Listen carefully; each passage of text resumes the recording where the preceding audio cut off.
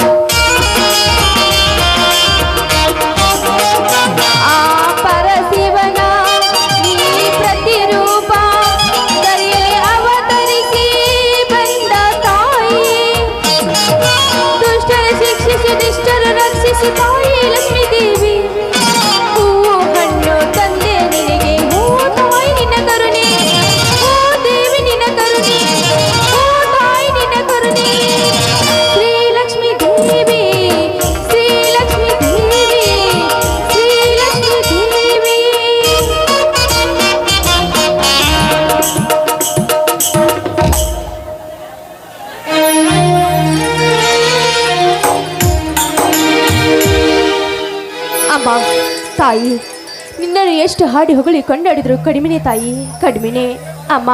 ಈ ಬಡವರ ಬಾಳಿಗೆ ಬೆಳಕಾಗಿ ಬರುವ ತಾಯಿ ಅಮ್ಮ ನೀನು ತಾಯಿ ಅಮ್ಮ. ಈ ನಮ್ಮ ಬಾಳನ್ನು ಬಂಗಾರ ಬಾಳಾಗಿ ನಿನ್ನ ಉಡಿಯಲ್ಲಿ ಹಾಕಿಕೊಂಡು ನಡೆಸುವ ಬಾರ ನಿನ್ನನ್ನೇ ಕುಡಿದೆ ತಾಯಿ, ನಿನ್ನನ್ನೇ ಕುಡಿದೆ.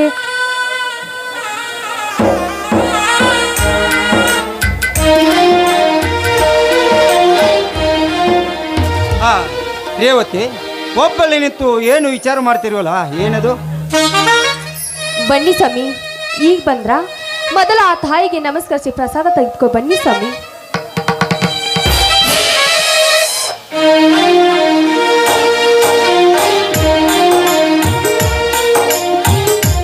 ರೇವತಿ ಹಿಂದೇಕೋ ಭಕ್ತಿಯನ್ನು ಸಾಗರದಲ್ಲಿ ಮುಳುಗಿರುವಲ್ಲ, ಅಂತಾದೇನೈತಿ ವಿಶೇಷ? ಸ್ವಾಮಿ, ಇಂದು ಈ ಲಕ್ಷ್ಮೀ ದೇವಿ ಜಾತ್ರೆ ಅಲ್ವೇನ್ರಿ? ಅದಕ್ಕಾಗಿ ಆ ತಾಯಿಯಲ್ಲಿ ಸೆರಗೊಡ್ಡಿ ಬೇಡ್ಕೊಳ್ತಾ ಇದ್ದೆ, ನಮ್ಮ ಬಾಳನ್ನು ಬಂಗಾರವಾಗಿ ಇರ್ಲಿ ಅಂತ. ಎಲೆ ಹುಚ್ಚಿ, ಸುಳ್ಳು ಪೂಜೆ ಪುನಸ್ಕಾರ ಅಂತ ಹೇಳಿ ಏಕೆ ಸಮಯ ಹಾಳು ಮಾಡ್ಕೋತೀಯ? ಸ್ವಾಮಿ, ಯಾಕೆ ನಿಮ್ಮ ಬಾಯಲ್ಲಿ ಇಂತ ನುಡಿತಾ ಇದಿರಲ್ಲ? ಯಾಕೆ ಸ್ವಾಮಿ? ಮತ್ತೇನು ರೇವತಿ, ಮತ್ತೇನು? ಬಾಲ್ಯದಲ್ಲಿದ್ದಾಗ ತಂದೆ ತಾಯಿನ ಕಿತ್ತಕೊಂಡು ಬಡತನ ಭೂತವೇ ಬೆನ್ನ ಹತ್ತಿ ಕಾಡುವಾಗ ಈ ಬಡವನನು ಅದಕ್ಕಾಗಿ ಈ ಮೂರ್ತಿ ಬೇರೆ ಕಡೆ ರವಾನಿಸಬೇಕೆಂದು ತೀರ್ಮಾನಿಸಿದ್ದಾನೆ ಸತ್ಯವಂತ. ಸ್ವಾಮಿ, ಏನ್ರಿದು? ನಿಮ್ಮ ಬಾಯಲ್ಲಿ ಇಂಥ ಕಠೋರವಾದ ಮಾತು ಕೇಳಲ್ಲರೇ ಸ್ವಾಮಿ, ಕೇಳಲ್ಲರೇ? ಹೌದು ರೇವತಿ, ಹೌದು. ಮನುಷ್ಯನ ತಾಳ್ಮೆ ಮಿತಿ ಮೀರಿದರೆ ಎಂಥ ಕಠೋರದ ವರ್ತನೆ ರೂಪ ತಾಳಲೇಬೇಕಾಗುತ್ತದೆ. ಸ್ವಾಮಿ, ಮನುಷ್ಯನಿಗೆ ದುಃಖ ಕಷ್ಟಗಳು ಬರುವುದು ಸಹಜ ರೀ. ಅದನ್ನು ಅನಿಸಿಕೊಂಡು ಮುಂದೆ ಬಹಳ ಸಾಯಿಸಿದವು ಮಾನವನ ಧರ್ಮ ರೀ. ಧರ್ಮ ಧರ್ಮ ಎಲ್ಲಿದೆ? ಧರ್ಮ ದೈವೇ ಧರ್ಮದ ಮೂಲವೈ ಅಂದ್ರು ವಿಶ್ವಗುರು ಬಸವಣ್ಣವರು. ಆದ್ರೆ ಈ ಧರೆಯಲ್ಲಿ ಅಧರ್ಮ ತಂಡವಾಡುತ್ತಿರುವಾಗ ಧರ್ಮಕ್ಕೆ ನೆಲೆಯಲ್ಲಿದೆ ರೇವತಿ, ಧರ್ಮಕ್ಕೆ ನೆಲೆಯಲ್ಲಿದೆ. ಸ್ವಾಮಿ, ಧರ್ಮವೇ ರಕ್ಷಾಜ್ಞೆಯಿಂದ ಆ ಧರ್ಮವನ್ನು ಯಾರು ಪಾಲಿಸ್ಕೊಂಡು ಹೋಗ್ತಾರೋ ಆ ಧರ್ಮವು ಅವ್ರನ್ನೇ ಪಾಲಿಸ್ತಿರ್ರಿ, ರಕ್ಷಣೆ ಮಾಡೇ ಮಾಡುತ್ತದೆ. ಎಷ್ಟೊಂದು ಅರ್ಥ ಗರ್ಭಿತವಾದ ಮಾತನಾಡಿದೆ ರೇವತಿ. ನಿನ್ನಂತ ಸತ್ಯ ಗುಣ ಸತಿಯ ಪಡೆದು ನಾನೇ ಭಾಗ್ಯಶಾಲಿ. ಸ್ವಾಮಿ, ಇಲ್ಲ ರೀ, ನಿಮ್ಮಂತ ಪತಿ ದೇವರ ಪಡೆದು ನಾನು ಪುಣ್ಯವಂತಳು ರೀ, ನಾನು ಪುಣ್ಯವಂತಳು. ಹಾಗಾದ್ರೆ ಈ ನಿನ್ನ ಪತಿದ ಒಂದು ಮಾತು ನಡೆಸ್ಕೊಡ್ದಿ? ಸ್ವಾಮಿ, ನಿಮ್ಮ ಸತಿಯಾಗಿ ಬಂದು ಸದಾ ನಿಮ್ಮ ಸೇವೆ ಮಾಡುತ್ತಿರುವ ನಾನು ಅದ್ಯಾವ ಮಾತಂತ ಕೇಳಿ ಸ್ವಾಮಿ. ಬಾಣಲ್ಲಿ ಭಾಸ್ಕರ ಉದಯಿಸಿ ಭೂಮಿಗೆ ಬೆಳಕೆ ಬೀರಿದಂತೆ ಈ ನಿನ್ನ ಮಧುರವಾದ ಶ್ರೀಕಂಠದಿಂದ ಒಂದು ಇಂಪಾದ ಗೀತೆನ ಹಾಡಬಾರ್ದೇನೆ? ಆಗ್ಲಿ ರೀ, ನಿಮ್ಮ ಆಸೆಯಂತೆ ಆಗ್ಲಿ.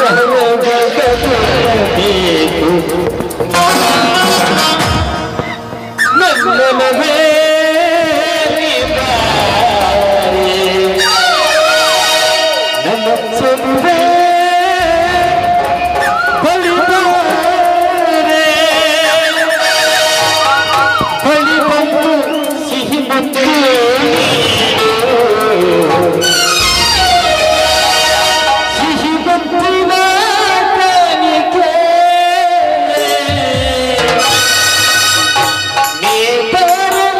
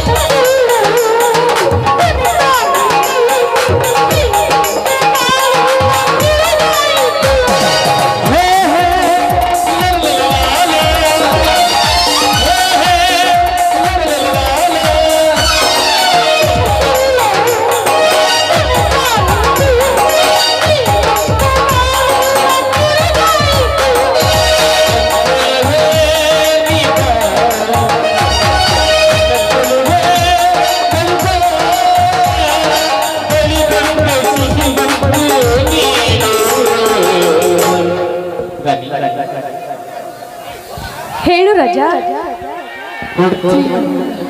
ಏನದು ಮುತ್ತ? ಏನ್ರಿ ಇಷ್ಟೊಂದು ವಯಸ್ಸಾಗಿದೆ ಇನ್ನು ನಿಮ್ಗೆ ಮುತ್ತು ಬೇಕಾ? ಹೋಗ್ರಿ, ಮುತ್ತು ಅಂದ್ರೆ ನಂಗೆ ತುಂಬಾ ನಾಚಿಕೆ ಆಗುತ್ತೆ ಕಣ್ರಿ.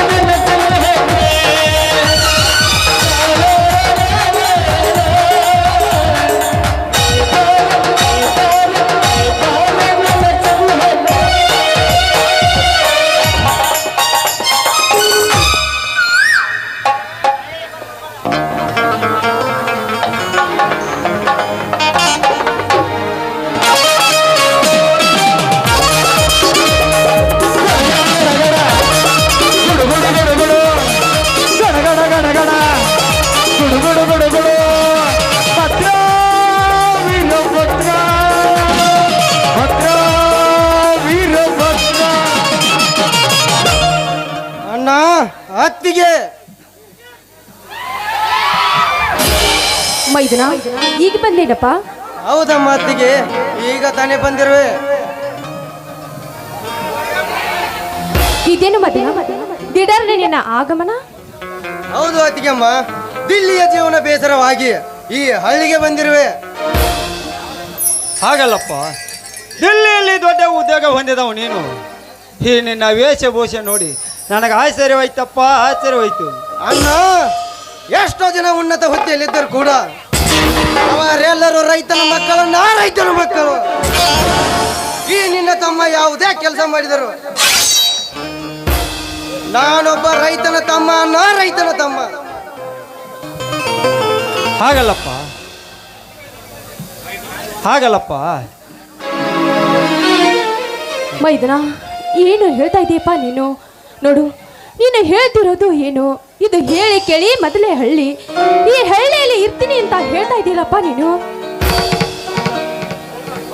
ಹೌದು ಅತ್ತಿಗೆ, ದಿಲ್ಲಿಯ ಜೀವನ ಬೇಸರವಾಗಿ ಈ ಹಳ್ಳಿಗೆ ಬಂದಿರುವೆ.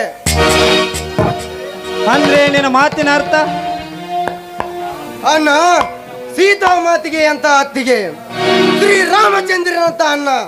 ಅತ್ತಿಗೆ ಬಾಳಿ ಬೆರೆಯಬೇಕೆಂದು ತೀರ್ಮಾನಿಸಿ ಬಂದಿದ್ದೇನನ್ನ, ತೀರ್ಮಾನಿಸಿ ಬಂದಿದ್ದೇನೆ.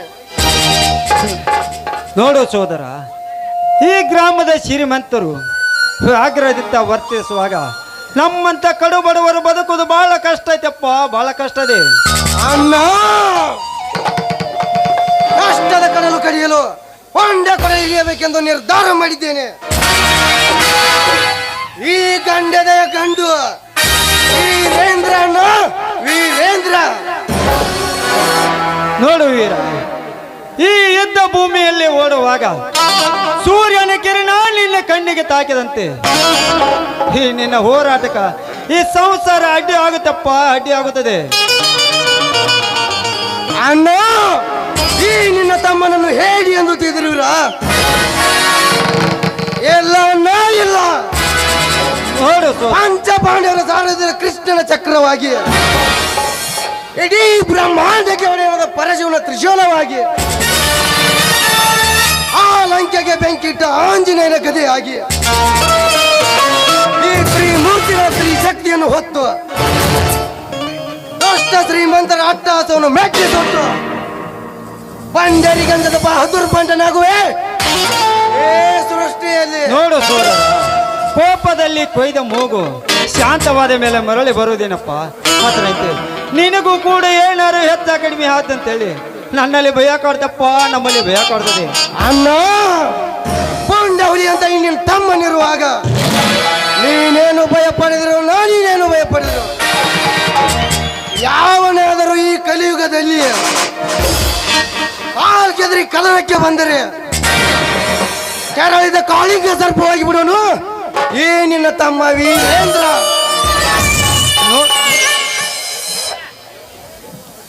ಮೈದುನ, ಹಾಗಲ್ಲಪ್ಪ.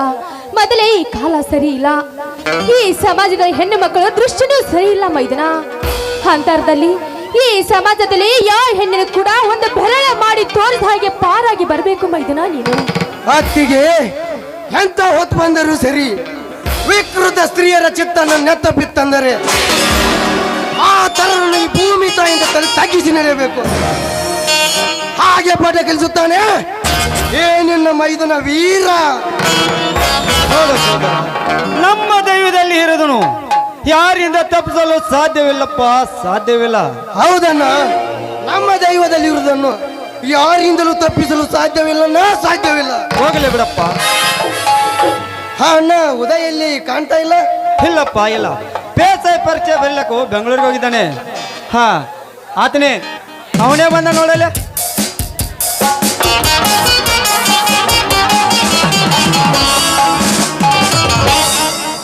ಓ ವೀರಣ್ಣ, ನೀನ್ ಯಾವಾಗ ಬಂದೆ?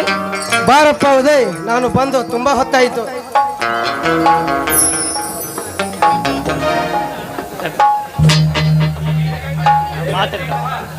ಹೇಗಾಯ್ತು ನಿನ್ನ ರಿಸಲ್ಟ್? ಅಣ್ಣ ಅತ್ತಿಗೆರ ದಯದಿಂದ ಎಕ್ಸಾಮ್ ಏನು ಚೆನ್ನಾಗಿದೆ ಅಣ್ಣ. ಇನ್ನೇನು ಫಲಿತಾಂಶ ಬರೋದು ಒಂದೇ ಬಾಕಿ ಅಣ್ಣ. ನೋಡು ಉದಯ್, ಇಷ್ಟು ವರ್ಷ ನಿನ್ನ ವಿದ್ಯಾಭ್ಯಾಸಕ್ಕಾಗಿ ಕಷ್ಟಪಟ್ಟು ಓದಿಸಿದ್ದು ನಾವಲ್ಲಪ್ಪ, ನಾವಲ್ಲ. ಈ ನಿನ್ನ ಅಣ್ಣ ವೀರನಪ್ಪ, ವೀರ. ಅಣ್ಣ, ನೀವು ಮೂವರು ನನ್ನ ಓದಿಗೋಸ್ಕರ ನಿಮ್ಮ ಜೀವನವನ್ನು ಮುಡಿಪಾಗಿಟ್ಟಿದ್ದೀರಾ. ಈ ನಿಮ್ಮ ಋಣ ಎಷ್ಟು ಜನ್ಮ ಎತ್ತಿ ಬಂದರೂ ತೀರ್ಸಕ್ಕಾಗಲ್ಲಣ್ಣ, ತೀರ್ಸಕ್ಕಾಗಲ್ಲ. ಮೈದುನ, ದುಃಖಸ್ತಿರಪ್ಪ, ದುಃಖಸಿ ಕಂಬನೆ ಮಿಡಕದಿರು. ಋಣ ಎಂಬ ಮಾತನಾಡಿ ನಮ್ಮನ್ನು ದೂರ ಮಾಡಬೇಕು ಅಂತ ಮಾಡಿದೆಯೇನೋ? ಅತ್ತಿಗೆ ತಂದೆ ತಾಯಿ ಸ್ಥಾನದಲ್ಲಿ ನಿಂತು ನನಗೆ ಪ್ರೀತಿ ವ್ಯಾಸ್ತೆಯಲ್ಲಿ ಹೇಳಿಕೊಟ್ಟ, ಜನ್ಮ ಕೊಟ್ಟ ತಾಯಿ ಭೂತಾಯಿಯನ್ನು ಮರೆಯಬೇಡೆಂದು ಬಲ್ಲವರೇ ಇದ್ದಾರೆ. ಅತ್ತಿಗೆ ಬಲ್ಲವರೇ ಇದ್ದರು. ತಮ್ಮ ಉದಯ್, ಅಂದು ನೀನು ಬಾಲ್ಯದಲ್ಲಿದ್ದಾಗ ತವ ಕಡಿಸಿ ಮಾತನಾಡುವುದನ್ನು ನಾನೇ ಕಂಡಿದ್ದೇನೆ. ಅತ್ತಿಗೆ ಎಂದು ನಮಗೆ ಬುದ್ಧಿವಾದವನ್ನು ಹೇಳಿದು ನೋಡಿದರೆ ಹಾಲು ಕುಡಿದಷ್ಟೇ ಸಂತೋಷವಾಗ್ತಿದೆಯಪ್ಪ ನಮಗೆ. ಅತ್ತಿಗೆ ಇದೇ ಸಂತೋಷ ಸಮಯದಲ್ಲಿ ಎಲ್ಲರೂ ಕೂಡಿ ಒಂದು ಹಾಡನ್ನು ಹಾಡೋಣ. ಆಯ್ತು ಮೈದನ, ನಿನ್ನ ಆಸೆಯಂತೆ ಆಗಲಿ.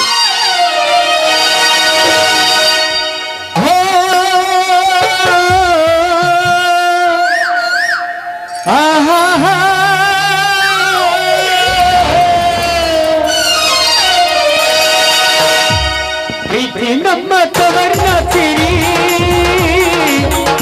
ನಮ್ಮ ತವರ್ನ ಸಿರಿ, ನಮ್ಮ ತವರ್ನ ಸಿರಿ, ನಮ್ಮ ತವರ್ನ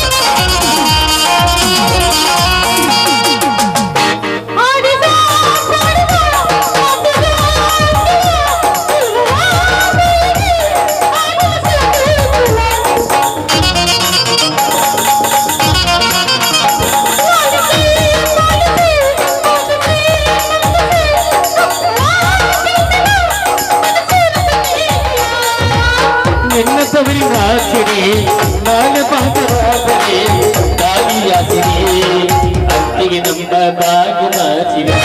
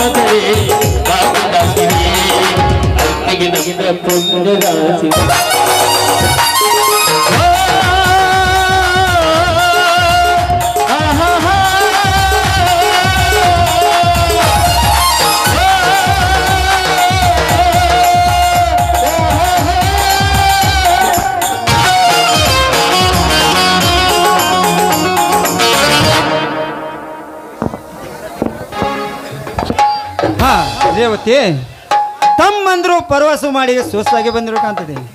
ಬೇಗನೆ ಊಟದ ವ್ಯವಸ್ಥೆ ಮಾಡು, ಎಲ್ಲರೂ ಸೇರಿ ಒಟ್ಟಿಗೆ ಊಟ ಮಾಡೋಣ. ಆಗ್ಲಿ ರೀ, ಈಗಲೇ ಒಳಗಡೆ ಹೋಗಿ ರೆಡಿ ಮಾಡುತ್ತೇನೆ. ವೀರ ಉದಯ್ ಕೈ ಕಾಲ ಮುಖ ತೊಳ್ಕೊಂಡು ಬನ್ನಿಯಪ್ಪ, ಊಟ ಮಾಡುವಂತೆ.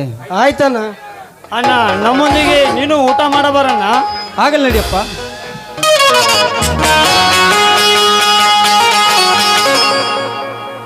ತಾಯಿ ತಾಯಿ ಲಕ್ಷ್ಮೀದೇವಿ, ಈ ನಮ್ಮ ಸುಂದರ ಸಂಸಾರದಲ್ಲಿ ಯಾವ ಸುಂದರ ಗಾಳಿ ಹಬ್ಬದಂದೆ ಸದಾ ರಕ್ಷಿಸು, ಸದಾ ರಕ್ಷಿಸು ತಾಯಿ, ಸದಾ ರಕ್ಷಿಸು. ನನ್ನಲ್ಲಿ ಕೈ ಮುಗಿದ ಬೇಡಿಕೊಳ್ಳುವೆ.